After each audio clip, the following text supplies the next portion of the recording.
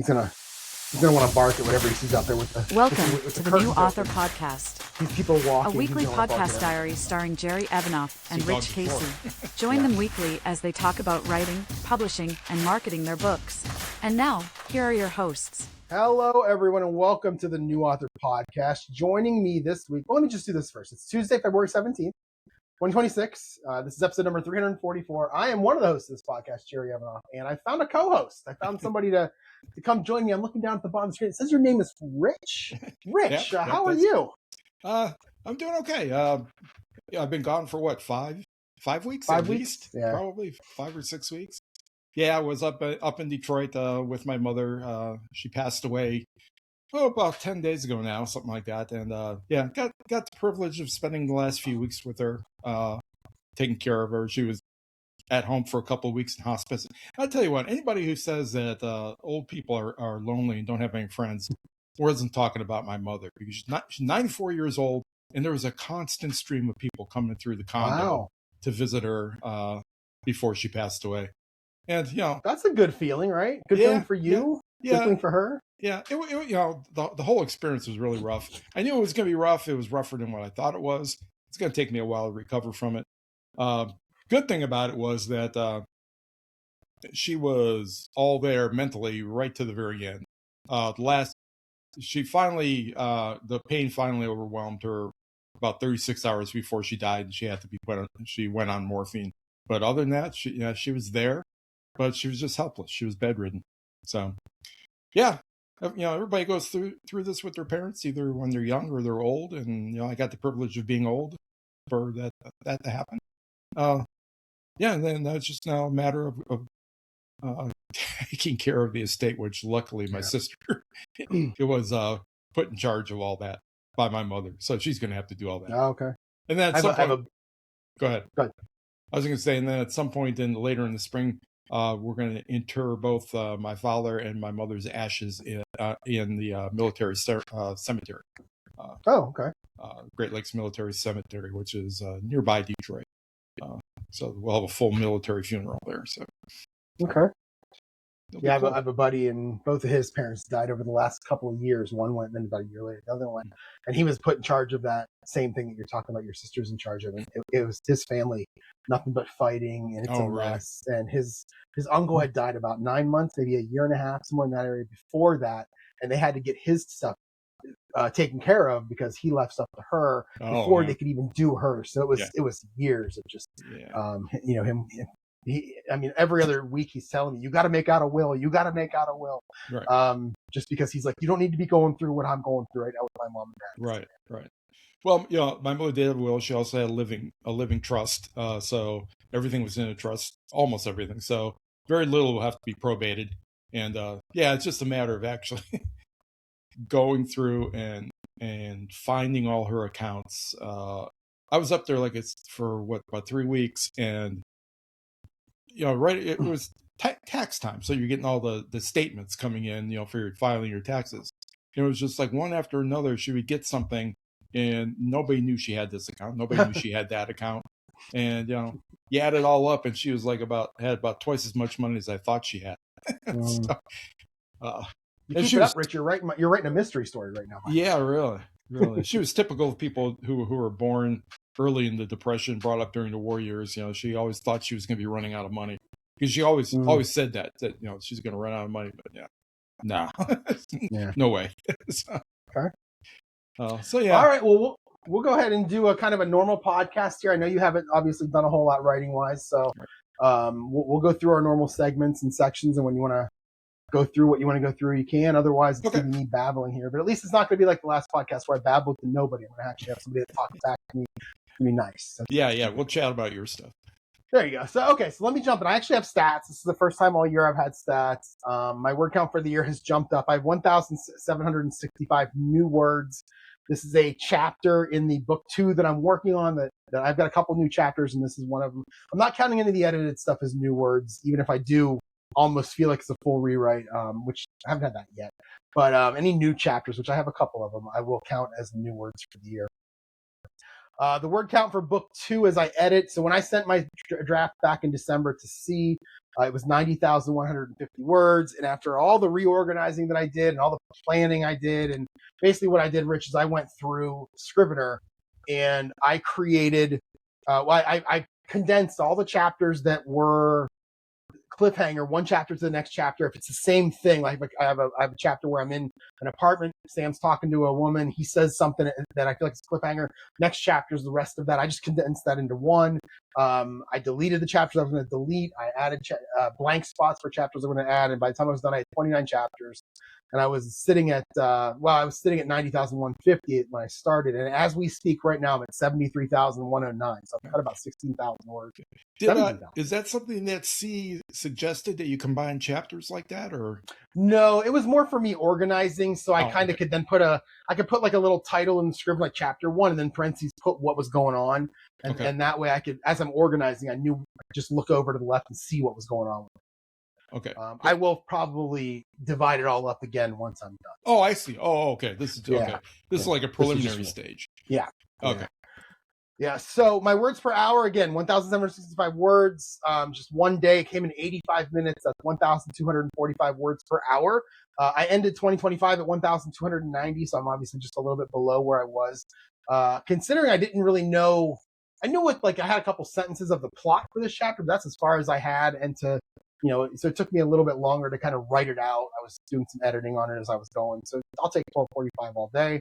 Yeah. And the goal that I put out there for the last podcast was just to begin writing, begin editing, and obviously that's success because that's what I did. So it's a good start. Well, yeah. And me, like you said, I haven't done anything since the first of the year, basically. I've been tied up with my mother and everything. In fact, I was just thinking about this as I was logging in, that tomorrow I go back to work since I left. And, okay.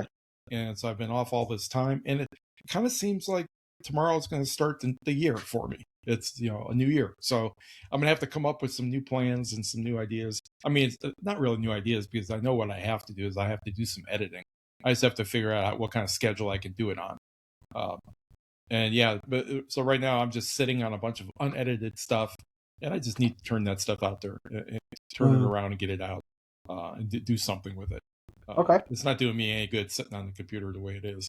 Yeah. Other than it was fun to do initially. So. Right. I don't know. Writing is fun, but I always like that first edit more than I do the first draft. The first draft to me feels like a chore because it's like I got to get this down so then I can turn it into something.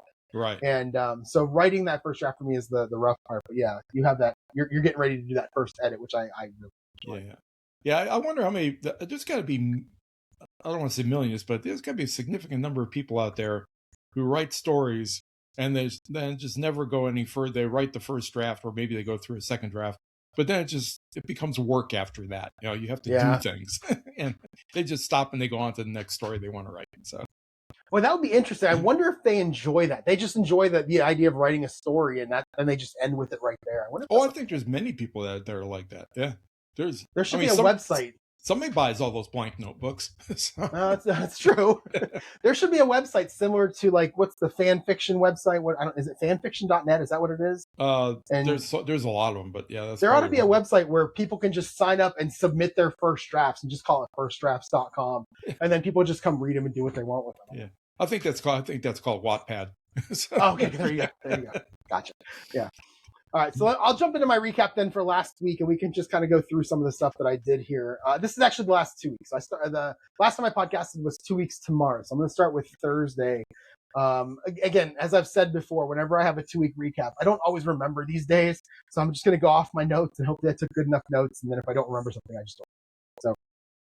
So that Thursday, this is 2 weeks ago, I was working from home. At lunch, I did go across the street, continue. This is where I was in my organizing phase. I was taking a lot of the stuff that C had given me and tried to turn it into a big story. One thing that I don't, where was this at? Yeah, okay, so this is coming up. So she had sent me an email. This is great, Rich. She had sent me an email the previous Saturday night. So I emailed her on Saturday morning before this and I just keep asking her questions, and every response she gives me is so many paragraphs. And, she's stressing things to me that I'm not really, it's not that they're not sinking in. It's just that I'm not, I want to, I'm stubborn. Like, I want to take the stuff that I wrote and I want to use it. And she's saying, you can't use this because it's too easy for the reader. You can't use this. It's too complex of a story. And in my head, I'm like, it's not complex. I understand it. And she's like, no. When your character has to explain it in the end, it's too complex. He's, you know, that's something that I really did not get until just recently. So it took us a long time. So finally I sent her an email on a Saturday. She wrote back to me. And then I logged back in the next day. And she's written back to me a few times on the weekend and said, listen, I'm not at my house. I go to my mother's on this weekend. I don't have very good computer things, so I'm just replying on my phone. When I get back home, I'll respond to you more. I'm like, that's fine. I'm responding to you on the weekends. That's fine. So she actually, that night, I don't know what time it was, sometime in the middle of the night, she got out her phone and she literally wrote to me and she said, listen, I'm going to write it out for you chapter by chapter. Just that way we have everything in one place. And I'm reading through this thing and she's like, I'm doing this from memory. And I'm like, you know more about this book than I do. Yeah. She gave me the entire backstory of the two characters that we've been talking about for weeks. And then she gave me the entire chapter by chapter. And I'm sure she had it open where she was referring to it, but she's doing it on her phone. Yeah. And I'm looking at this thing going, this is exactly what I needed. This is the chapter by chapter organization I had been trying to do. But then I'd get in the middle of it and I'd ask her questions. It turned into this big thing. I'd lose where I was. And she just wrote this thing out for me. I wrote back to her and said, this is exactly what I need. So now I'm organizing this Thursday here. I'm organizing based on that. I'm going through, I'm putting my Scrivener into the exact chapters I need. I'm marking chapters that I'm going to delete. I'm putting blank spaces into chapters I'm going to add. I'm going through all the notes she gave me. I'm adding at the top of every Scrivener file. There's a paragraph of things to talk about with the chapter. What are we changing? What are we not changing? Most of it is in the early sections. A lot of the middle stuff, it's going to stay the same or just have little changes here and there based on how characters are interacting. For example, most of this story, this is my big mistake. And this is where she told me this. This is what the writers group told me 2 months ago when I read them the kiss scene. You know, she basically said two things. Number one, you can't have your main character lusting after this girl. She's the murderer. You can't do this. And I was like, I'm trying to make her a sympathetic murderer. I just don't want an evil person in every book. I'm trying to make her sympathetic. And she's like, that's great. It can't be this one. Mm-hmm. This girl murdered 3 people. She's not going to be sympathetic. The readers aren't going to see the same sympathy in her that you do. And I'm like, okay, so that was number one. So there's a lot of chapters where I just have these little moments between these two characters that I have to change. The second thing is you need to develop your backstory between the main character, the person who gets murdered early 17 years ago and the person who gets murdered last. There's 3 of them, but the first and the third, you have to develop that backstory a lot more than you have, because right now there's a lot of what's the word I'm looking for, like easy outs for my character, whatever. Mm-hmm. The plot convenience, that's what it was. A lot of plot convenience. You need to dig deep into this. You're not going to put a lot of it in the story. You know, it's like that iceberg they talk about. You know, the tip is what is in the story. Everything below is just what you know to help you develop that story. So I'm organizing like crazy. That was on this day. And at this point, on this Thursday, I decided I'm not sending her any more questions. I'm done. Every time I send a question, I get 17 paragraphs back. It just confused me. I think I know where and I wrote to her, I said, I'm good. This is great. And then I think she wrote me after that and said one more thing. And at the bottom, she's like, I'll shut up, which is kind of funny. So this was that Thursday. I went back to chapter 1, and then I had been working on it already, and I continued to, so what I had done was I had written, when I sent it to her, she wrote back to me and said, listen, your characters are all the same. There's not enough description. I left the chapter not knowing who they were. This character doesn't even matter. I don't know why she's there. So then I rewrote it and I sent it to her, and she says, okay, I kind of tilted you the wrong way and you put way too much description now. You're stopping the story to give me a paragraph about somebody that doesn't even matter. So I had to find that happy medium, that Goldilocks zone. So that's what I was doing on this day. I continued it. I already started. I continued working on it here. And I wasn't able to finish it, but I made a lot of progress on it. And then the evening, I'm just playing games. I played a Lions game from 1958. I think it was Lions Packers, I think is what it was. And it was an interesting game. The 1958 games are rough because the quarterbacks stink. Right. And I like a lot of offense, and you don't get a lot of offense from some of these games. But play that. This is something I always wanted to ask you, and it reoccurred to me just now. Are you a fast eater? Because I spend at least 3 or 4 hours a day eating or cooking, and you seem to get so much done during your lunch breaks and stuff. And when I go to my parents' house for holiday dinners, the number of times my mom tells me to slow down Okay. and I'm like, I got things to do here. Okay. So yes, 100%. Yeah. Because you get an awful lot done during your lunch hours and in the evening too. Yeah. Today I got up today at 11:45. I was done eating by 11:55. That included heating up the chicken and putting the salad together, and then walking to the front of the building. I was done by 11:55. So yeah. I am. I'm jealous.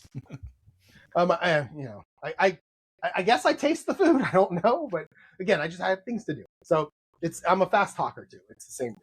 I guess. So all right. So Friday. So this was a half a day Friday. But of course, we got more snow. This was back when we were getting a lot of snow and it was still freezing cold. The roads were kind of bad. So I stayed local. We have a Mexican restaurant downtown here in town. And I've been there before. I like it. I think I asked them one day, do you guys mind if I come in here on my lunch break and sit? And they're like, no, we don't get super busy. So if you want to sit, you can. So she put me at a table around the corner near the bathrooms. She said, the only people that really sit here are dates.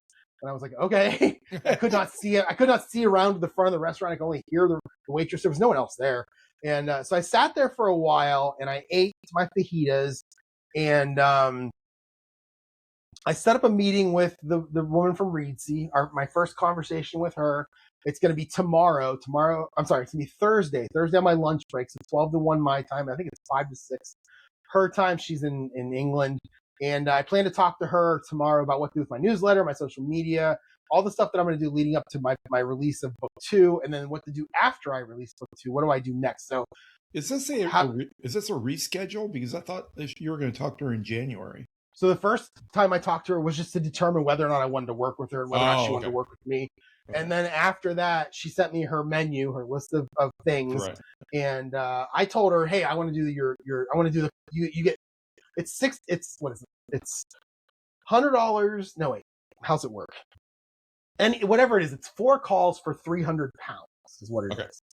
And in my head, I'm like, oh, cool, $300, no big deal. Well, 300 pounds is not, it's like $400, which a little bit disappointing once I started doing the math, but it's okay. It's okay. I'm okay to pay for it. And then I also said, and you also have a thing on here for like $300 or 300 pounds to where you'll give me a newsletter strategy where you'll give me 12 months worth of one newsletter per month and a strategy behind it. I'm like, I want to do that too. Well, she wrote back and said, let's just talk about the newsletters during the calls, not worry about paying for that extra. I'm like, that's perfect. Okay, good. Oh, all right. So that's what I'll be doing with her. I also want to talk to her about Substack briefly because I know you were interested in that, and I have a little bit of interest in it myself. But I don't think I'm going to do it. I don't think I'm going to have time to do it like I want to do it. I had the idea of maybe doing some short stories on there this year at the same time that I was releasing books. But I feel like if I stop editing the books, do the short stories, it's going to take me longer to release the books. Mm-hmm. And I wanted this one to be out in February, and now it's not going to be till at least the end of March, and that's kind of disappointing. But that's okay. So that's going to be tomorrow. I then had a change of location. I was sitting in this Mexican restaurant. I'm in a booth. I can't do booths when I'm writing because I'm sitting down deep in. The tables are right here. I'm up here on the laptop, and it was also cold in there. So I ended up coming back home, and then I walked across the street to the library. And I was there for a while. It was a half a day, so I didn't have to come back right at 1. I was there for a while. I did send a note to see with one more question. Nothing that would change anything in the book, but I also at that time created a deadline, and I hate deadlines. And the reason I did that is because, again, she's busy. She's got stuff to do. And she told me, she said, right now I'm pretty open, but it's filling up. So you pick a time and a date that you want to do. So I went with March 15th. I'm really, really worried about that because it's only 4 weeks away. But we'll see how. Maybe it'll make me go faster. I don't know. Wow. Yeah, that's going to be, that is a real deadline. It's going to come up quick. It is going to come up so quick. I'm at 29 chapters. Is how many I ended up with. And there's a lot to do, even though most of it's in the beginning. So that's what I'm sent her for the copy edit. I'm not doing another developmental edit. I'm just going right to the copy edit. And if she has some notes or some tips about the story, that's fine. I'll make the changes, but I'm pushing it out there how it is. Can't keep changing it. So. Right. Saturday morning, I'm up around 6:40. What was that? Oh, that was Friday. So yeah, that was Friday. So then I went back chapter 1, finishing it. Ended up being 3,639 words, but there's a dead body at the end. It's 2 scenes. Before I was at like 6,000 words. I put those together in 2 scenes. And she said, you can't have the dead body at the end of chapter 2. You got to have it at the end of chapter 1. So I do have chapter 1 now with the body at the end of it. It's still 3,700 words. It's still a lot of words, but I'm going to see what she says. We'll see what she thinks. Saturday morning, I'm up now, and 6:45 I get up. I work on my writing app. We'll talk about that later. And I was moving changes to get them online, and then I went to Chick-fil-A. And I don't know if you're not going to believe this, Rich, but we'd actually gotten more snow that night. I know it's shocking. It was 7 degrees, -5 with the wind chill when I left the house around 8:30, and it wasn't warming up much the rest of the day. This was when I was up in Detroit, and it was like the high for the day was like 4 or something. Yeah. It was awful out there. Luckily, I had no reason to go outside. In my addicted to, I will talk about the weather, and I think I even teased to you in a text that I have plans for next year. Yeah, and I'll talk about those when we get to the addicted to. But this is just it's awful. So I went to Chick-fil-A, began working more on chapter 1. See, it sent me another email with a couple things that needed to be in there based on my plot, so I added those. Went to chapter 2, getting most of the way through it. Got home, I played a baseball game, a new baseball game that I have, which is exciting. And then I went to the Writer's app, and every day you're going to see Writer's app here. And actually, I feel good about where it is right now, but I'll tell you what, 2 weeks ago I did not feel about it, just based on a couple of things. So I did a grocery order. I think I had talked about not doing grocery orders anymore because on Sunday, every time I would do it, there'd be like 6 to 8 things I wouldn't get. So I did it on Saturday, so I'm thinking I'll just go to the store Sunday the next day and get whatever I don't get on Saturday. Turns out I get everything on Saturday. It's happened a couple of times now. And I think it's because like after church, or later in the afternoon, people go get on a Sunday. That's when people get their groceries. Then when they go to do mine at like 4:00, there's nothing left on the shelves. Yeah, so if I do it Saturday, apparently everything's there. So could be. I know I shop at a Walmart, just actually about 4 blocks from here. And yeah, if you don't go, I haven't even really figured it out, but there is a day, a day that they stock. But we right next to LSU, there's 40,000 or 50,000 people, kids that live in the area, and they clean that store out. Sometimes you go in there, and it looks like it's going out of business sale or something. Right. Yeah. Yeah, it's puzzling. So I'm very excited about this because I hate going to the grocery store. So I'm very excited that Saturday seems to be working, which is good. So I'm up the next day. Again, it's 7 a.m. and it's -7 degrees Fahrenheit. That's not the wind chill. That's the actual temperature. I did a little bit of math. I think that's around minus like 20 Celsius, I think is what it was. I got a guy that I work with who lives in India, and I've been talking to him almost every morning for about the last 2 or 3 months. And apparently I've been complaining about the weather a lot because now when I call him, the first thing he says to me is, "How's your weather?" Yeah. And I'm like, oh. So I've done a lot of math from. He's picked up on the American thing. Yeah. So, so the first thing I did was, so now I'm building the story grid in my. I'm sorry, that's not true. I went into this AI section in my writing app, and this is something I've been wanting to do. This is something I don't like doing in real life, by hand. So what I said was, I want you to scan this chapter, and I want you to find people that aren't in my story Bible, and if they're not in the story Bible, offer to add them with a little description based on what you see, and that works. I'm excited by this because now it's an automated way to get people into the story Bible, and this is inside my writer's app. And I'm pretty excited about this, which is good. So then around 10:30, I went to Hothead Burrito. It was up to 15 degrees, so it's a warm streak, I guess. So this streak is actually coming to an end. I know we were going to see temperatures in the 30 that week. I think I got a 50 one day that week. So, and I wrote in here, that doesn't change what's happening for next winter, which I'll continue to tease and finally talk to Rich about when so anyway, so while I was there, while I was at Hothead, I kind of skipped over the rest of chapter 2. I don't really have a good ending to it yet. So I wanted to keep writing, and then maybe one would kind of come to me as I was going. Went to chapter 3, and then I finished that one. I went on to chapter 4. This chapter has the biggest set of changes of any of them, so I was able to finish it. I added a small scene at the beginning. I cut about 2,000 words as I was doing it, and then redid or kind of re-edited, whatever, rewrote the words I had. So we're slowly getting through this, and this is what I'm saying, is most of these changes are in the beginning of this book. Probably the first 9 or 10 chapters are where most of the changes are in this book, which is good because I'm able to get through them, and I'm actually on the other side of that now, so I feel okay about March 15th because I'm on the other side of that now. But I was very nervous. Spoiler alert, I am on the other side of it. I'll keep going here. Monday, I worked from home. Kept working on my writing app in the evening. I had 5 things that I wanted to do before I actually sent it out to anyone, and I got 4.5 of them done. And I'll talk about my love-hate relationship with ChatGPT and coding. I'm not worried about AI taking over for coders anytime soon for a couple different reasons. I'll get to that here because I got really frustrated with the AI. Now I basically just keep telling it that I don't trust it. Yeah, well, Tuesday, I'm in the.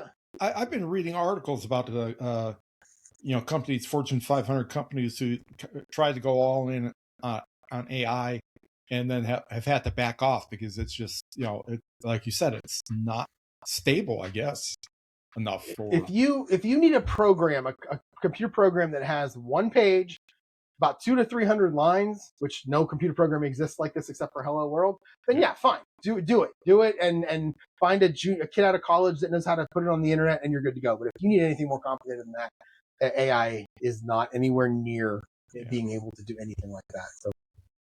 So Tuesday, I'm in the office. It was going to finally go above freezing for the first time in like 3 weeks on this date, which was nice. I was ready to go to the beach, play 18 holes. But I had to go into the office, so I didn't. I ended up with a short lunch. A call I was on went almost 12:20. By the time I ate, opened my writing and stuff, it was like 12:40, so I just didn't have much time. And then there was nothing after work either. I was past. There was a point for about the first 2-3 weeks you were gone, Rich, where I wasn't doing much of anything. I wasn't writing. I wasn't doing anything in the evenings. I wouldn't even play my football game. I was working and then just going to the couch. The weather and the massive plot that was in my head that I just didn't know what to do with. It was like this big jumbo, and I had no idea where to even start with it. That's why that thing that she sent me where she mapped it out was just the savior right now. So yeah, the weather, the darkness. I mean, the darkness is what gets to me. Yeah, I can understand. Mm-hmm. Yeah, that's, what is that called? Sad seasonal something depression. That's a thing. That is a real seasonal thing. affective disorder. Yeah. That is a real thing. So Wednesday I'm working from home. Again, nothing at lunch, nothing in the evening. Thursday work from home again. I actually used to work from home day on this day. This last week. Yeah, I used to work from home on this day. So I only went into the office once last week. And I used the work from home day for 2 reasons. Number one, I just didn't want to go in. And number two, I had decided I was taking a full day off on Friday because President's Day was yesterday. That made a nice 4-day weekend. Oh, yeah. So why not work from home on Thursday and then go into that 4-day weekend like that? A couple different reasons. I'm not going to get into too much. I just needed to get away from work also for a couple of days. We had a big app that we're working on that just became a big giant thing in my head at the same time. I just needed to get away from it for a day. I mean, I left on Friday knowing there were production problems and just not caring. I'll deal with them today, which I didn't, but we'll deal with them tomorrow. So I took the work from home day, but again, I mean, I did go and I did write at lunch on this day. I went across the street. Oh no, I didn't go across the street. So this is I have my writer's club. That's what I want. So I opened up Word and I began having it read chapter 1. I was going to read chapter 1, 3,600 words, but throughout the lunch break, I only made it to the first scene, which is, I don't know, 2,500 words.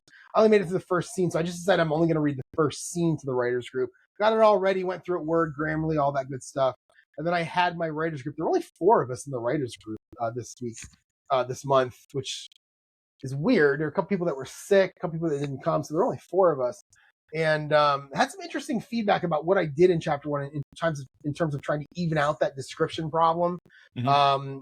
A couple people said a couple of the paragraphs seemed like an info dump, and then gave me an idea that I never really thought of, which was to take those items where I'm describing someone as a loser or as the breadwinner of the family that no one likes, and then use that later in dialogue for conflict. And I thought, that's actually a pretty good idea.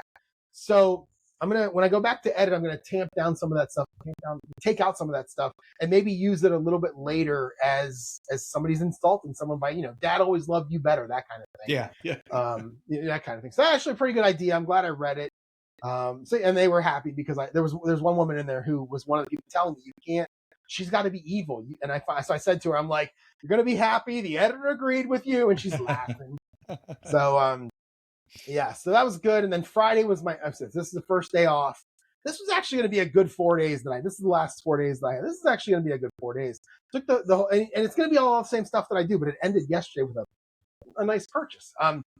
So I took the whole day off on this day, like I said, and I went to Chick-fil-A in the morning. And the goal for this weekend, it's a 4-day weekend, was to do a whole bunch of writing and try to get to the halfway point. Now, I didn't get to the halfway, but I got through a lot of the big stuff, a lot of the bigger chapters that have the rewrites. Let's see. So the one thing I didn't do yet, I went through and did all that reorganized, but the one thing I didn't do was I didn't delete those chapters out of Scrivener. They're in there marked as deleted. I didn't do anything with my story grid, so I had no idea what my word counts was. So I updated all this stuff, and I got my story grid in Google Spreadsheet to sync up with my Scrivener, and I knew exactly where I was starting. And like I said, back then I had 42 chapters, 90,150 words. And at this moment, it was now 29 chapters. And at the time, it was 74,728 words, which I'm sure would make her ecstatically happy to see that I was down in the 70s. I do have a couple new chapters, though, so I think I might get close to 80,000, although I'm not sure because I am deleting stuff from a lot of chapters as I go. So then I went in chapter 5, and this is another one with a pretty big rewrite. I deleted a lot of early stuff that explains why Sam is going to end up at the scene of the murder, basically interrupting it as it happens, or as police think it happens. It turns out not to be. But I ended up deleting stuff and making some changes. Got it down from I took it from 1,600 words down to 900 words. Then I went to chapter 6, which is also a pretty big rewrite. And again, it's a lot of deleting stuff here. And this chapter starts out at 3,800 words. I had a short scene, a new scene, 642 words. And then I didn't finish chapter 6. I had been there this weekend, the places that I went to write and eat, I was there for 3 hours at least during all of them. So I was able to get a lot done. It's nice to feel like you have the time to do that on long weekends. Nice. Yeah. It is really nice. The people that get to write full time and they make enough money to live, I'm so jealous, because if I could do that, I would write for 4 hours a day. I'd do some marketing for a few hours, and then that would be, I say that knowing that if it's my own business, I'd probably work harder at 8 hours a day. But yeah. In the afternoon, I was able to play my NASCAR game, which was nice. And then I didn't do much of anything else after that. Saturday, I was off to Chick-fil-A, but this is a different Chick-fil-A, not the same one. And I continued working on chapter 6, and that one ended up, so what did I do here? So this is one of those chapters I combined, and I wrote in here 6, 7, because I wanted to do this for the kids. Mm-hmm. I had a friend of mine yesterday tell me that's no longer a thing for teenagers because the adults ruined it. So I just keep doing it as much as I can now. I didn't think about this, but I saw on my Substack feed, there was somebody said that they turned 67 this year, so that they could say 6, 7, and I didn't realize, I did too, so I could say 6, 7. So you can say it as much as you want. Ruin it for the kids. I love it. So that chapter started out. So that was 2 chapters I combined. It was 3,767 words, so 3,700 words. And by the time I was done, it was like 2,100 words. So again, this is one of those chapters where I'm changing the vibe between my main character and the murderer. Now, I didn't even think that he was lusting after her. That's what she said to me. So it was very strange to me to be like, well, he's not. He's just, he's just got feelings. He's conflicted. That's all it is. Mm-hmm. And she's like, no, he's lusting after her. You got to stop doing that. So a lot of the stuff I took out was those scenes where they were together and things were going through his head and things like that. So came home, worked a little bit more on the writing app. So this is where I had this login problem. I sent it to you, sent it to a couple other people not too long ago. Maybe sometime last week, I sent it to you guys, and you couldn't log in. My buddy Brian couldn't log in. He listens to this podcast. He couldn't log in. Sent it to another buddy of mine who I don't know if he's tried yet. He was the first person to ask if he could be a beta tester. I don't think he's tried it yet, which is good because it wouldn't have worked anyway. So I'm really working on this login problem. I'm just having all kinds of struggles with it. And finally, it was funny because apparently this website, this database, online database website I'm using called, it's Supabase, SUPA. We talked about this before. It's handling a lot of that login stuff, and apparently it has a limit to the number of emails I can send out to try to reset passwords and invite people. And I had changed my personal password and didn't know what I changed it to, and then the email wouldn't let me. I couldn't reset it anymore. So I was literally locked out of my own account. So I couldn't do anything in there anymore. I couldn't code. I couldn't do anything. So I just said, screw it, and I went to bed. I played my bowling game, and then I went to bed. So now we get to Sunday. I did not go to breakfast again on Sunday. No more football. I'm able to wait a little longer to do the writing. I don't have to be home by a certain time. So I actually waited until around 11, and I went back to Hothead Burrito, I think. Yeah, Hothead Burrito. Do you feel adrift now that the NFL season's over? I don't like it. Yeah. I miss it so much. I always feel like that, even though, in recent years, I really haven't watched very many games, but I like, looking, seeing what the scores are and stuff like that. Now you have to wait for baseball to come around. It's not the same thing. No, it's not.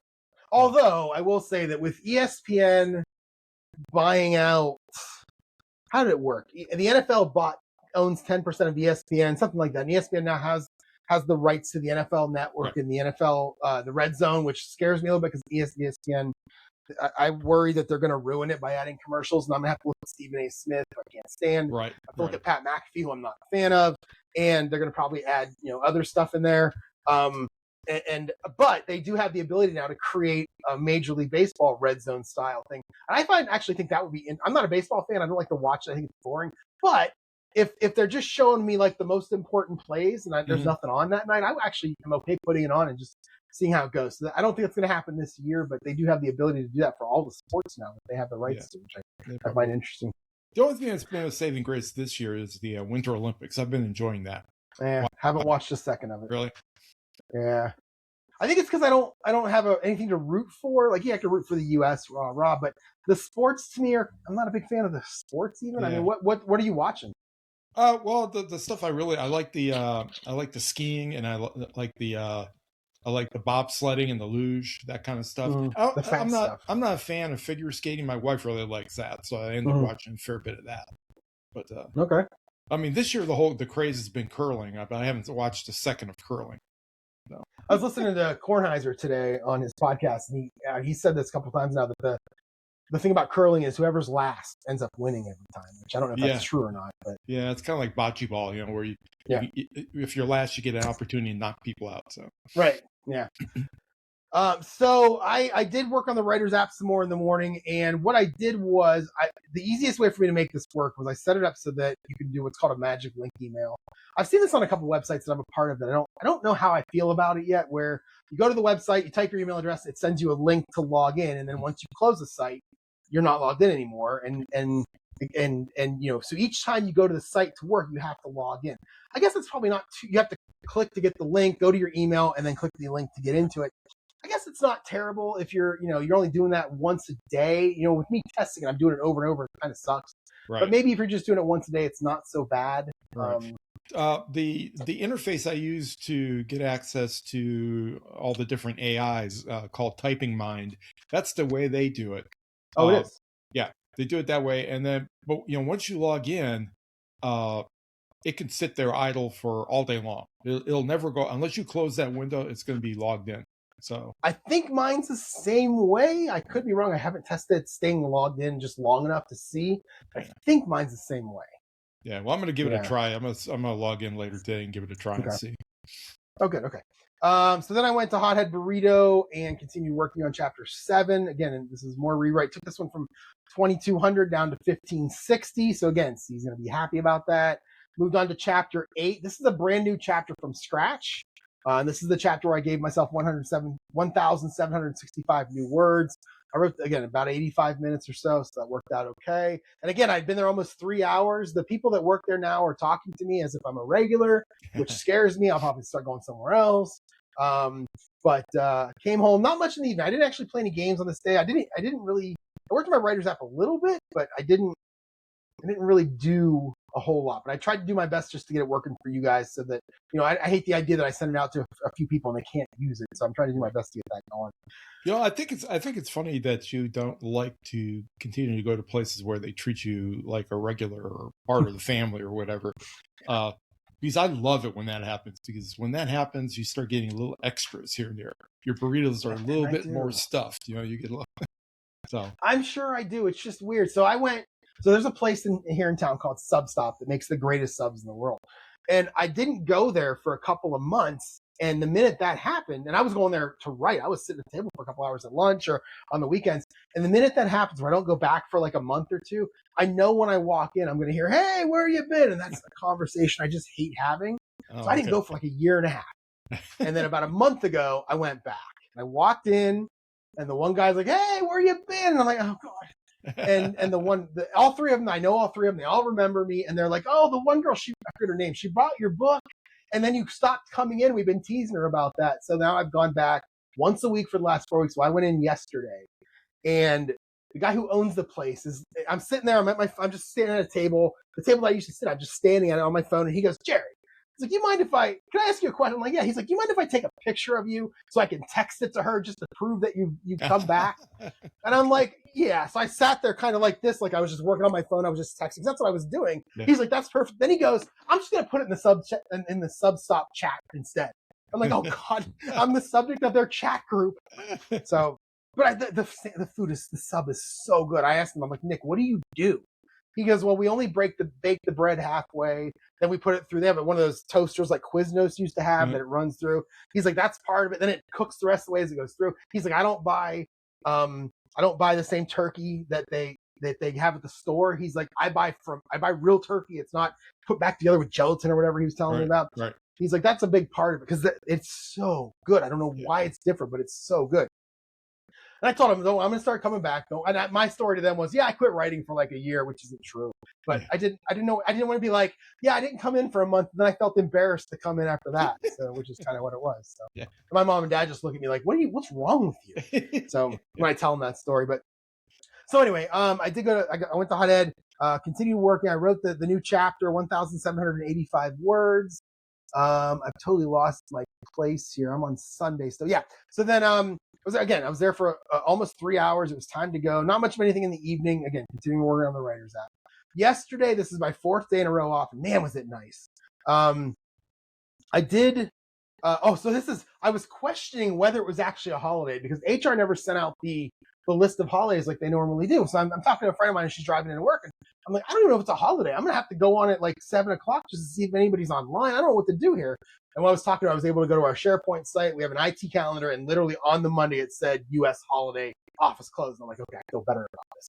I'm surprised. Almost nobody takes President's Day off anymore except federal people. Well, we've been getting it every year since I've been there. That's why I assumed it was a holiday, but then nothing was ever said this year. So I wasn't 100% sure. But so I did go to a brand new Panera to do some writing in the morning. Let me talk about ChatGPT first. Let me get into that real quick. So ChatGPT has been doing this thing now to me over the last couple of months, working on this app where I give it, and as I've said before, literally ChatGPT is writing this entire app. I'm doing very little. I'm giving it a piece of code and saying, add this. I'm giving it a file, add this. And I'll give it 1,700 lines. It makes the change. I paste it in there. I tested it. Either worked or it didn't. We work with it. So then we fix something. Then it's okay. Let's add this. And I give it the same file now, but it's the new one with the new code in there.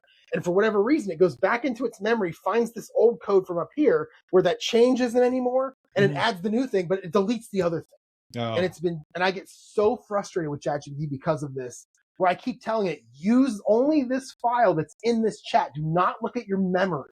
And it says, oh, I can do that. And then it doesn't do it anyway. It's very frustrating. So that's been a big struggle over probably about the last month of working on this. Now that I have a really big app that I'm working on, it's been a bit of a struggle, but I'm almost done with what I would call the first draft of it, which is good. I wonder if this is like a training problem, because I would imagine that as you're generating text and you're putting your text in and you're giving it prompts and you're making changes and all that, there's kind of like an iterative process where the LLM is learning. It's getting more information, so it's making more associations. And I wonder if I've wondered this before, as it does things wrong and you correct it. I mean, it doesn't necessarily override what it did before. It probably combines something that was wrong and something that was right to get a new probability that's worse than either one. You know? Well, I mean, it does tell me that the reason that it happened is because this file expired, so it went back and found a previous one, is what it'll actually say in the chat. Oh, really? Oh, okay. Yeah, it'll actually say that in the chat. And I'll be like, why would the one that I just gave you expire, but you went back and found one that... Almost the best way around it is to create a new chat every time you want to change. Because when you create a new chat, although it has memory now where it'll look at other chats if you want it to. Yeah. But the only way that what I've been doing is making a couple of big changes and then just asking it for a new prompt, taking that new prompt to a new chat where it doesn't have that in its memory. And that's been working, but it's a pain to create a new chat that often. Sure. But again, I'm getting close.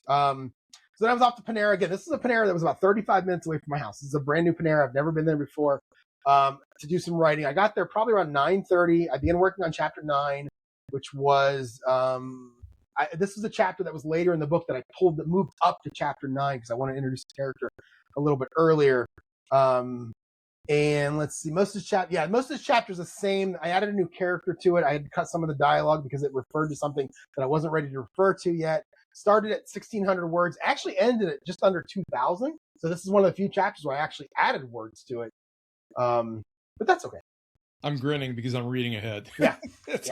The reason that I went to that Panera is because at noon, right down the street, I had an appointment at a place called 1899, which is an indoor golf simulator. I've been to it before. And I had an interview with a guy who was with a company called PXG. PXG makes golf clubs, and I wanted to get a fitting for one specific club. It's a mini driver, not the actress. It's a smaller version of a driver. It looks like a 3-wood with a little bit bigger of a head and a less angle on the club. And I'm pretty good with those clubs, a 357 wood. I'm terrible with my driver because it's so big. It's a couple inches longer. And I'm thinking if I can hit this mini driver the same way that I hit my 5-wood, but have it go longer, then I'll be in good shape off the tee. I can cut some strokes off my score, which is something I'm very much looking forward to. And so I was there for about 45 minutes. He gave me the club. I started hitting it off the simulator, hitting it well, hitting it 200, 220 yards. I still pulled some to the left, which is what I have. That's what I do. But I hit some really nice ones down the middle also. And by the time I was done, he had set it up the way that I was hitting it the best. And I knew when I walked in there, I was probably going to order it. Even if I hit it bad, I was probably going to order it because I want a new golf club. And it was nice to swing a golf club again. I was actually getting sore in my arm. That's how, I haven't swung a club in, I think it was 107 days, according to my Fairway Files app where I keep track of all my scores. I hadn't golfed in 107 days. Don't use my golf simulator at all because it's minus 10 degrees outside. There's no door on it. That's on my list of things to do. So I haven't used my golf simulator all this winter because of that. And $512 for one club. Way too much money to spend on a golf club, but I don't care.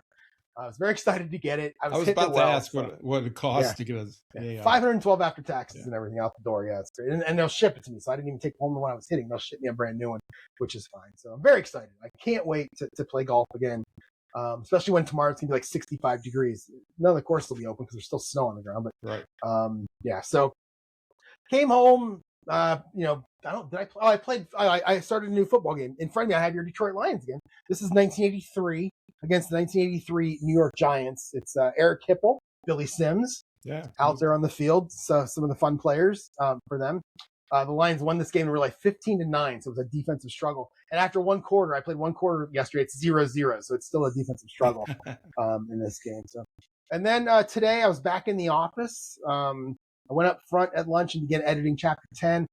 This is another one that I will cut down significantly, take out some plot elements that I'm not using. This is things that cease that I was just putting too much detail. It's too confusing, not only for the reader, but for Sam when he has to explain it at the denouement. So this is something I want to think about going forward, not making it super complicated. In fact, today I started to add something in there that after I added, I went, I don't need to add this. This doesn't matter. Sam doesn't need to explain it later. So I cut it out. I think that's going to be a struggle for me going forward until I can really learn how to do it. But this chapter started, this is two chapters that I put together into one. Started at 5,336 total words between the two chapters. By the time I was done, it was 4,009. So I cut 1,300 words. But I do have a couple of sentences at the end to add to get Sam into the next scene. Worked the rest of the day, came home, and about 15 minutes later, we started podcasting. And that was my last 13 days. I would say probably one of the more most progress couple of weeks that I've had, probably since November. And in terms of getting through and getting where I am now, pretty much through chapter 10. I have 19 chapters to go. I got a third of the way through it in basically a week and a half. And the rest of the book, except for the climax, just some minor changes here and there. So I feel pretty good about where I am right now in March. Yeah, after doing all that, especially if you say that most of the changes were up front, you should be able to make that March 15th. Pretty easy. And I'm going to do 2 edits. I'm going to do my big revision first, and then I'm going to go through and read it, have Word read it to me, run through Grammarly and all that kind of stuff. Right. So, yeah. So, but that usually doesn't take all that long to do that. So. No. Yeah.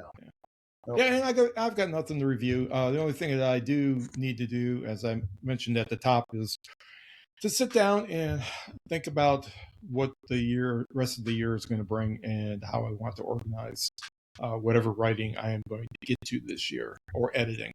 And I just really haven't had a chance to do that since I came home a little over a week ago. I've just been vegging out, basically.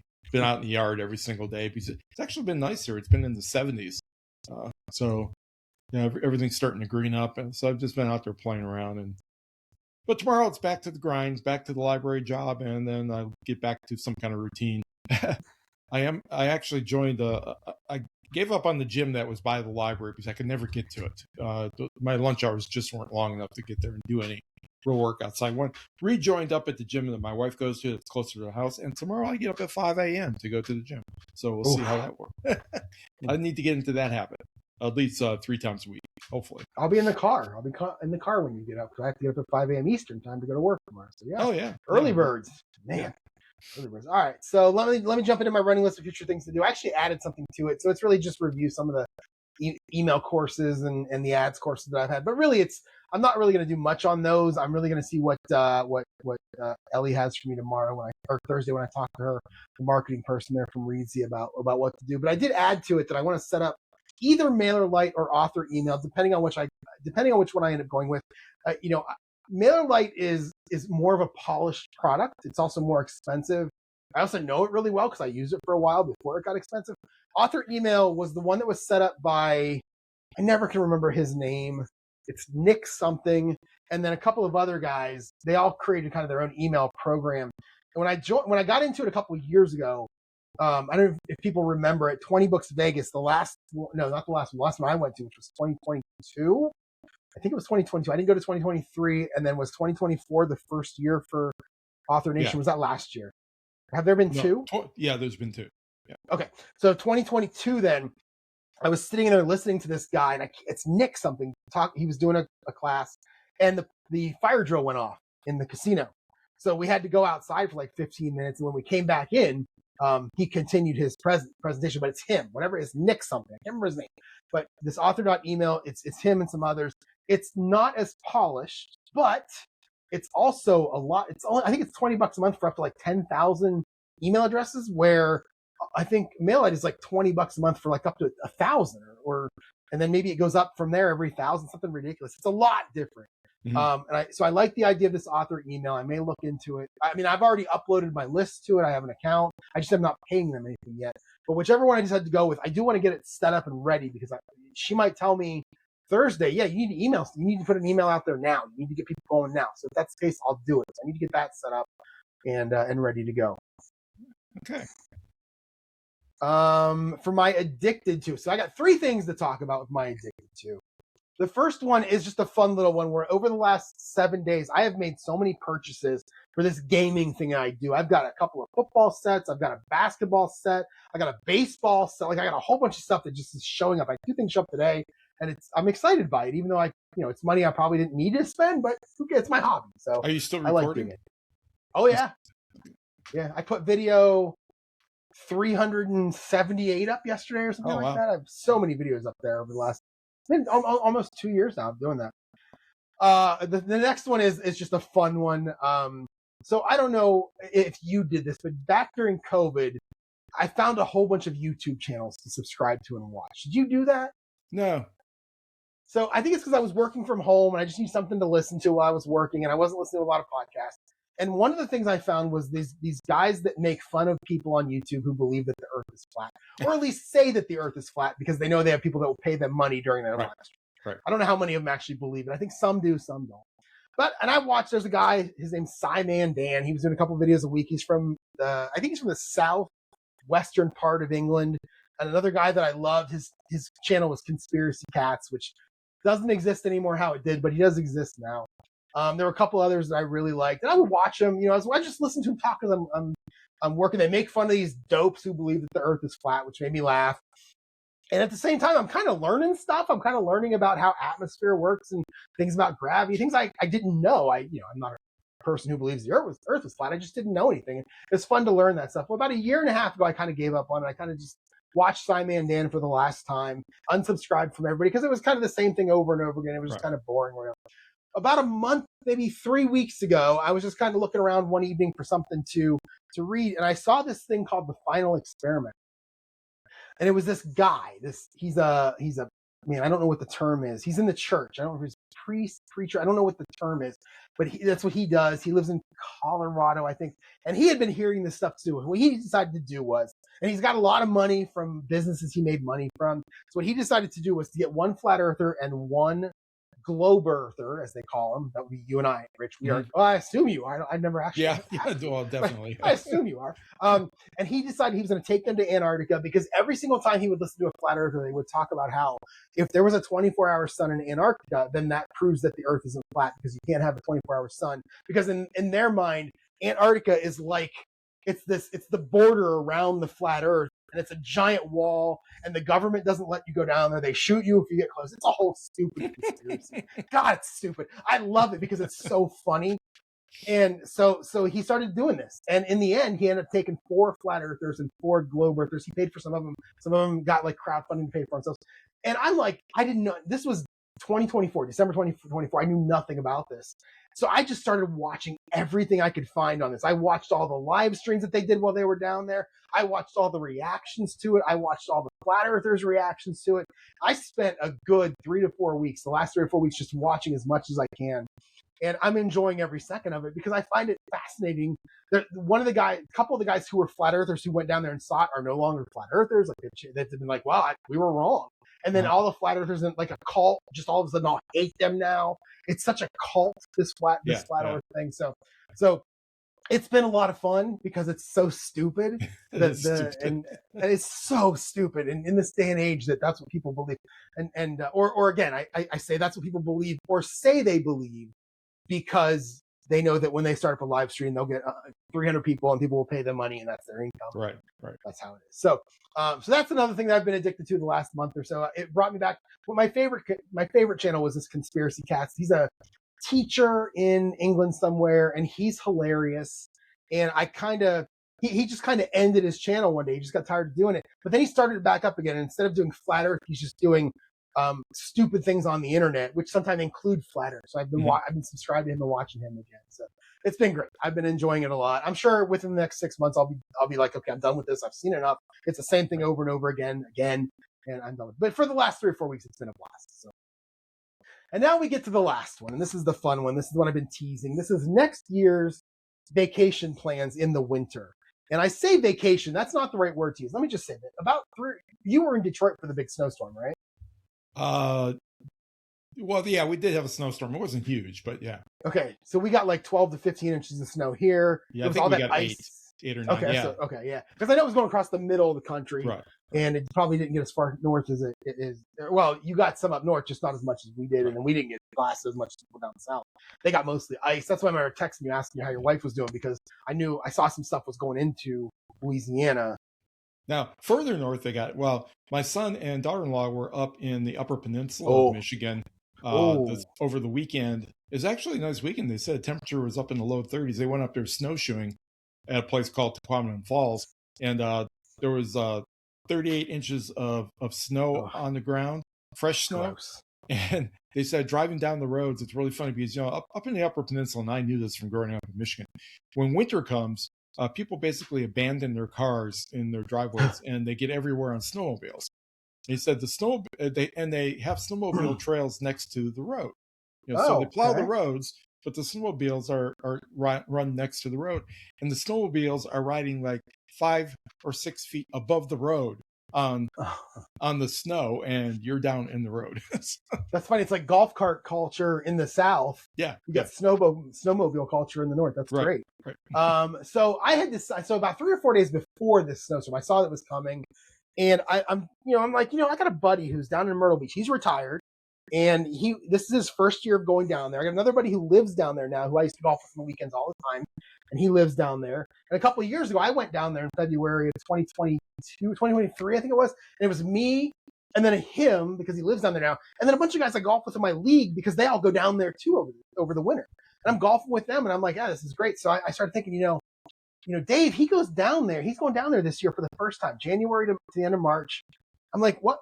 Why can't I go down there? Like, why can't I go down there for the winter?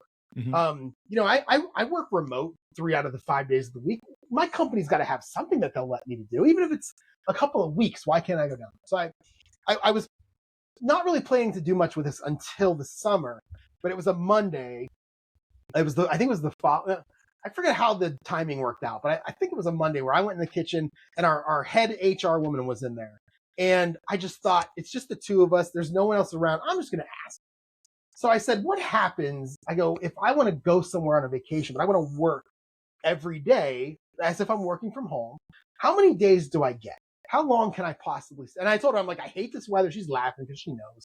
She says, I feel like we're going to have a lot of people asking this question after the last couple of years. And she said, well, you have 30 days. And I go, well, a month. That's not, in my head, I'm like, a month. That's not bad. And then she goes, and if you tack a couple of vacation days on, you can make it 7 weeks. And I went, wait. Then I did the math. 30 work days, not 30 days. 30 work days. That's 6 weeks. Oh yeah, yeah. And there's a President's Day in there. So now it's, and I asked her, I'm like, well, there's a President's Day in there. Does that mean I can take the 30th day on the following Monday? She goes, yeah. Then you just add 4 vacation days. And now you've got 7 weeks. And I'm like, oh. And I don't have to take the 4 vacation days at the end. I can take them wherever I want. The fact that this came off the top of her head in a kitchen conversation means somebody else in your company is already doing this. Yeah, her. Because she told me my husband has a business in Florida. We go down there sometimes. I do the same thing. She's like, and other people do it, but they'll do it for like a week here and there. Right. Right. And I go, I can do 7 weeks. And she goes, well, we'd have to get the blessing of, the leadership. And I go, well, who is that? And she said, well, it's your boss's boss. And which I already asked him. He didn't care. And I asked my boss. He didn't care. So then I went to her and she's like, yeah, 7 weeks. You can do 7 weeks. And I'm like, you have no idea how happy I am right now. Yeah. So I already started texting people. I texted Dave. I'm like, dude, I'm doing this next year. You got to help me find a place. I'm like, I'll take my dog with me. I'll walk him on the beach. I don't care. We got to do this. We got to make this work. So I started looking at VRBO, Verbo, vacation rental by owner. Started looking at them. I found a place I kind of like. I texted Dave. I'm like, check this place out. He's like, sure. So he drives over there. It's raining. They can't golf. So he drives over there and sends me a video of it. And he goes, if you have any other places, let me know. I'm down here for the next, until the end of March. I'll drive by if I can. So this is going to happen. I believe I'm going to go January 23rd to March 13th. It's 7 weeks. I'll take 4 vacation days during that time. And they could be like, oh, on a Friday, you guys are playing 18. I'll take a vacation day. I'll come play with you. Right. That kind of thing is what it doesn't have to be the last 4 days. Just to make it 7 full weeks. It can be whatever. Right. So I'm really fired up about this. I'm almost sad that it's a year away, but even though we're going into summer, I'm like, I want to be there now. It's fantastic. So this is going to happen. I'm 99% sure that so what I'm going to do is I'm not going to go to Vegas this year, do my fantasy football stuff. I'm going to take that money and put it toward, I'm willing to pay $4,000 for, it's basically 59 days. I'm happy to pay. And I found a couple places and that are that cheap. I don't need 5 bedrooms. I'm not looking for a vacation. I don't have to be on the beach. The whole point of this is not to be on the beach, it's to work from home and golf. That's it. Right. So I can be anywhere. The biggest issue right now is finding a place to take my dog with me. And my mom. Actually, the biggest issue is not being in the snow and cold. Oh, those are music to my ears, Rich. Sounds wonderful. So that is what I'm going to be doing next summer or next winter. Obviously it can change between now and then. We're 11 months away from this. Right. But those are the plans as we sit right now. And instead of saving that money for Vegas, like I talked about in my goals for this year, I'm just going to take that money and put it toward that next year. And if it goes well, I'll do it every year. And I won't be in such a hurry to move if I can get out of here. So yeah, those are my addicted to 3 fun ones. Do you have anything? No. Oh yeah, I do actually. You do. I mentioned at the top of the recording before we hit record. Since I've been home, I've gone through a whole gallon of Bluebell Dutch chocolate ice cream. So sometimes I'm having it twice a day. Oh, you're addicted to, like I said, they're always so much fun. I need to do some addicted to like you do instead of some boring and now that gallon is gone, when I bought, first day I was back, I went and they had a sale on it. It was like 2 for 1. So I went and I bought 2 of these Bluebell ice creams, which are really good, high premium ice creams down here. And I bought a Dutch chocolate, which I've gone through, and now I've got a rocky road to look forward to. So nice. There you go. All right. So I'm going to jump into my schedule for this coming week. We're looking at podcasting again on Wednesdays. You want to go back to that? Yeah, whatever is good. Wednesday's fine. Yeah. Okay. All right. So I'll talk about my schedule here. So tomorrow is a Wednesday, and I'm going to be in the office, and I'll write at lunch. Thursday, I'll be working from home, and then I do have that call with Ellie on my lunch break. That'll be a 60-minute call, and we're going to talk about newsletter, what I should do with should I do any kind of advertising? Basically, I want to know what should I do leading up to my release and what should I do after. This is kind of what I want to do from her. Kind of, not necessarily a plan, a dedicated plan, because I'm probably going to talk to her again before I release, actually put the release out there. But I just want to get her opinion on all of this stuff. Let's see. Friday, I'll be working from home, and it's because it's a holiday week. Yesterday was a holiday. I will work the entire day on Friday this week, which is kind of weird, but I'll continue the writing at lunch. Saturday and Sunday, I'll go work on book 2, probably in the morning Saturday, in the afternoon on Sunday, and then I'll play games, work on my writing app. The kind of things I've been doing for a while now. Monday, so I'd like to go back to Mondays and Thursdays in the office. But it looks like we got snow coming Sunday night into Monday. It looks like it's going to cool off for a couple of days and then get warm again, which is nice. So I will probably go into the office Tuesday, but it'll either be Monday or Tuesday. I'm not sure. But either way, I'll write at lunch or I'll write, whether it's in the office or across the street at the library, I'll be working on that. Wednesday, I'll work from home, and then we will podcast in the evening. My goal, and I'm going to make this a goal until I actually hit the goal. So it could be a failure next week, but that's okay. I'm going to make it my goal until I hit the goal. And that's finish this rewrite. I'm calling this revision Y. And then I'll do a revision Z, like Z, like zebra, afterward, where that's where I'll have Word read it back to me, and I'll do all the editing and get it ready to send off. Because again, March 15th, I feel like it's going to come up pretty quick. Yeah, well, one way or the other, it's going to get here quickly. Yep. Yeah. I go back to work tomorrow. I work Wednesday and Thursday, but then I normally scheduled, and I will have the long weekend, Friday, Saturday, and Sunday off. So I don't know what fresh hell is going to meet me tomorrow when I walk into that library first thing. I've been kind of staying out of the email streams and the chat streams, so I don't know what's going on. I'll have to catch back up. Hopefully by Thursday, I'll be able to do a little bit, start editing at lunch. And this coming weekend, I'm gonna try to carve out some time. I gotta have to come to accommodation with my wife. I was gone for so long that she's got all these things that she wants me to be doing, but I need some time to myself to be able to do some of this editing. So hopefully by the weekend, I will have not only a plan in place for how I'm going to proceed for the rest of the year, but also have actually started the editing. And then come Monday and Tuesday and next Wednesday, I'll be back at work and just trying to jam in some editing when I can. All right. And nothing really to share. No. Nothing from me either. So that's going to be the podcast for this week. Glad you're back. I love the podcast when there's 2 of us on it. Yeah, it's good to be back. I kind of missed it. Yeah, well, that's good. All right, I'm sure people are glad you're back too. We didn't get any emails about. Remember, we got the email from the woman in Texas. Right. Are you guys okay? We didn't get anything this time, but that's okay. So that is going to be it. So contact info. So if you want to email me, you can email me jerry@jerryevanoff.com. The website is jerryevanoff.com, and that's good enough. We'll get into the other stuff later.